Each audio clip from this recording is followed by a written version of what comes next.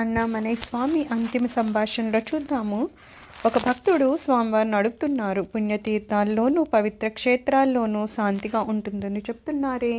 అప్పుడు అన్నామలై స్వామి అంటున్నారు, నువ్వు ఒక పుణ్యక్షేత్రానికి వెళ్ళాలి అనుకుంటే అది ఎక్కడికో వెళ్ళాల్సిన అవసరం లేదు, అరుణాచలంలోనే ఉండు అంటున్నారు. ఎందుకంటే ఈ తిరువన్నామలయంలో ఆత్మానుభవ సాధనకి చాలా మంచి ప్రదేశం అని చెప్పేసి చాలామంది ఋషులు మునులు మన రమణ మహర్షి గారు అందరూ ఇదే చెప్తారు అంటున్నారు.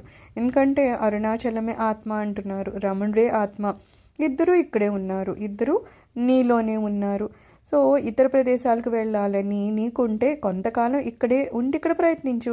ఇతర ప్రదేశాల మీద అంత ఆసక్తి చూపించాల్సిన అవసరం లేదు. నేను ఆత్మని అని ధ్యానించు, ఆత్మకు పూర్ణ శరణాగతిని చెందు. అలాగే భగవాన్కు అరుణాచలేశ్వరునికి శరణాగతి చెందు, నిబాస్ ప్రయాణము వాయిదా చెయ్యి అంటున్నారు. అంటే మనం ఏదో ఆత్మని తెలుసుకోవాలి అంటే ఎక్కడెక్కడికో పుణ్యక్షేత్రాలు, ఎక్కడెక్కడో పవిత్ర క్షేత్రాలు అని ఏంటేంటో తిరగాల్సిన అవసరం లేదు. ఒక్క పుణ్యక్షేత్రం దగ్గరే కూర్చుంటే కూడా మనలో మనము ఆ తెలుసుకోవాలనే ఆతృత మనకు ఉన్నప్పుడు, అది ఎస్పెషల్లీ ఇక్కడ ఏం చెప్తున్నారు, రమణ మహర్షి గారు ఆత్మస్వరూపాన్ని తెలుసుకున్న ఆయన, ఆత్మ ఆయనే. అలాగే అరుణాచలము ఆత్మస్వరూపమే. కాబట్టి ఇలాంటి ప్రదేశంలో నువ్వు ఇక్కడే ఆత్మను తెలుసుకోవచ్చు కదా, దాని గురించి ఎక్కడెక్కడికో క్షేత్రాలు తిరగాల్సిన అవసరం ఉండదంటారు.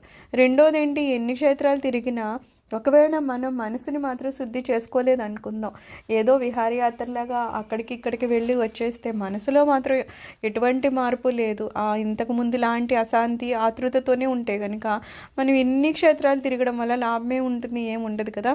అందుకని క్షేత్రానికి వెళ్ళాము అంటే ఖచ్చితంగా మనలో మార్పు రావాలి, మన మనస్సుని ఇంకా ఇంకా ఇంకా శుద్ధి చేసుకోవాలి. మనం ఇంకా ఎంత అంతర్ముఖం అవ్వగలమో అంత అంతర్ముఖం అవ్వాలి. ఈ అరుణాచలం లాంటి ప్రదేశం, ఒక ప్రదేశం ఉంటే చాలు, ఎన్నో క్షేత్రాలు తిరిగేయాలని ఏముండదు.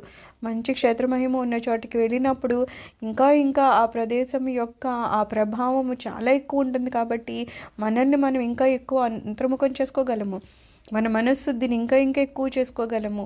మనము ఈ బాహ్య ప్రపంచం నుంచి మనము బయటపడలేకపోయినా ఇలాంటి ప్రదేశాలకు వెళ్ళినప్పుడు వాటి ప్రభావం మన మీద ఎక్కువ ఉంటుంది. కాబట్టి మనం ఇంకా ఇంకా ఆత్మను తెలుసుకోగలిగే స్థితికి చేరుకుంటూ ఉంటాం. అందుకని ఇక్కడ స్వామి ఏమంటున్నారు, నువ్వు ఏవేవో తిరగాలని పెట్టుకోవాల్సిన అవసరం లేదు, ఇక్కడే ఉండి నువ్వు అంతర్ముఖం అవ్వు అని చెప్తున్నారనమాట.